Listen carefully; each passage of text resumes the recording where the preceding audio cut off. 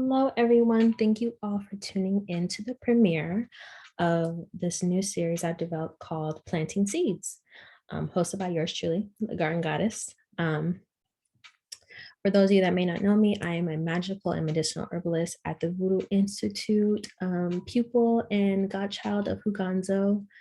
Um, I specialize in plant medicine, healing, healing from the inside out, and mental health.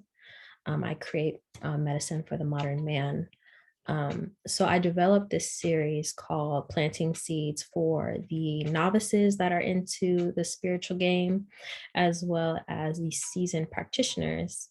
I really want to create this series as a way for all of us to delve deeper into plant medicine and understanding herbs as individual spirits, because they are, learning their personality traits, learning their magical and medicinal properties, and giving tips and tricks of ways to develop deep and intimate relationships with these herbs.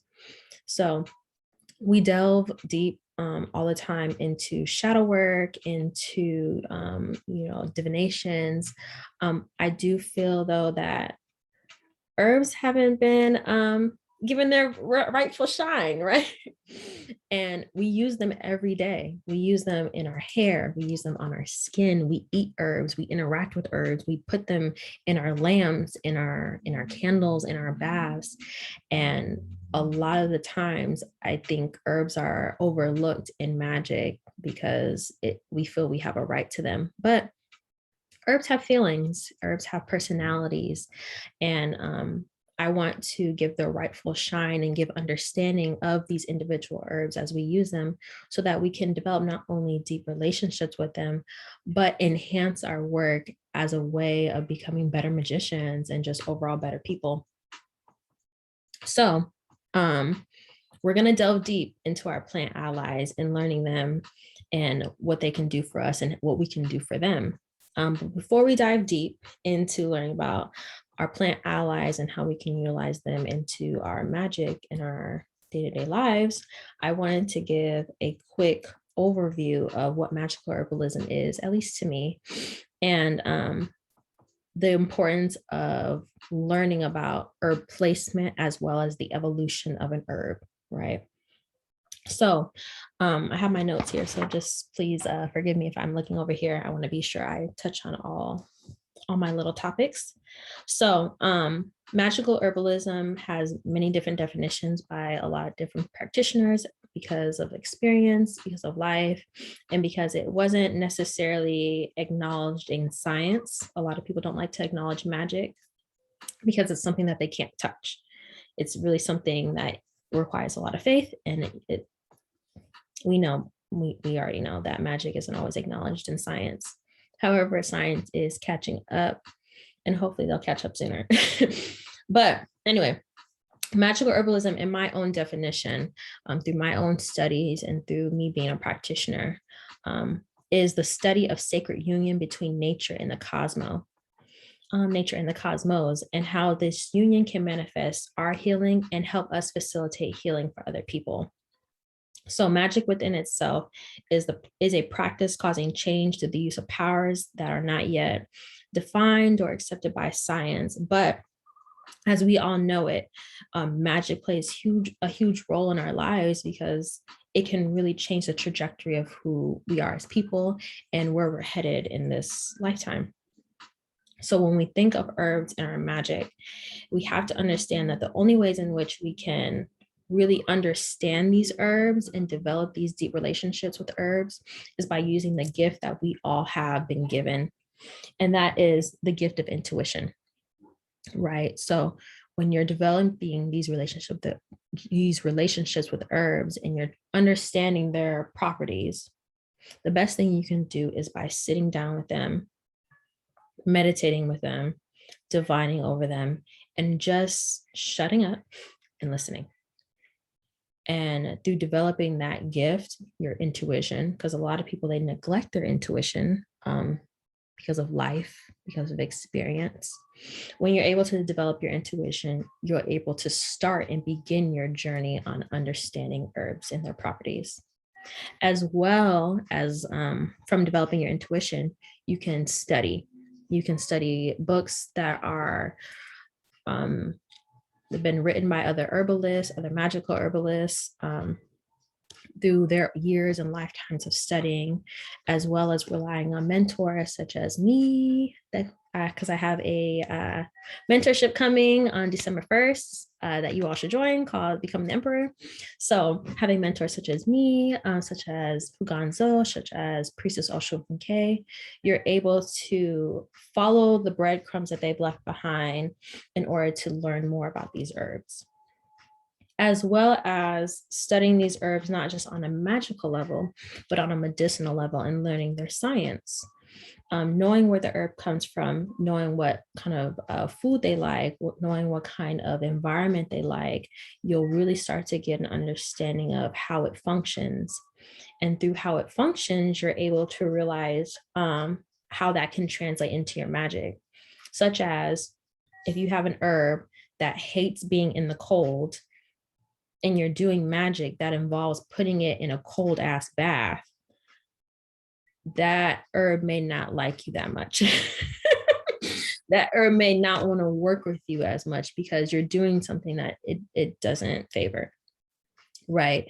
So understanding that herbs are not only spirits, they not only have their own personalities, but they have their own characteristics, and they have their own wants, needs, and desires. Plants not only have feelings, but plants can also feel pain. And that is one thing I am grateful that science has finally proven, that plants feel pain, that plants actually have feelings. And so when we understand the science of a plant and how it functions, we're able to not only utilize it within our magic, but understand how to optimize this said herb for the optimal results for our magic and just, our day-to-day lives.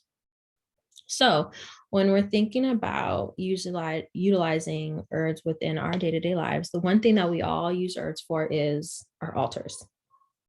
So when you're putting an herb on your altar, most of the time, from what I've seen, a lot of people like to put plants on their altars, such as, most of the time it's flowers or succulents. But understanding that even when you're putting a plant on your altar, that has meaning to it, one, and also the type of plant, meaning the part of the plant that you're putting on your altar, will garner certain results, such as if you're putting the head of a flower on your altar, that is the feminine aspect of the flower. That is where it has its female organs. That's where it's able to produce itself. That's where it's able to attract bees and all different types of bugs, even prey, to it because of its beauty, because of its scent, because of its fertility. Whereas if you put a stem on your altar, whether it's the leaves, whether it's the thorns, whether it's the actual physical stem, you're garnering the masculine energy from that particular herb. So the stem is what really protects the flower. The stem is what gives the flower its messages. The stem is what gives the flower its nutrients. And it tells the flower when it's time to die and when it's time to live. It's a protector. And so when you're putting these types of herbs on your altar, whether it's the masculine aspect of it or the feminine, you're actually sending out that message to your ancestors. I don't think a lot of people touch on this. You're sending that message out to your ancestors that that's the energy that you want on your altar. So when I first got into mentorship, I put a lot of flower heads on my altar because I love the beauty of flowers. I was putting peony heads on my altar. I was putting rose heads on my altar.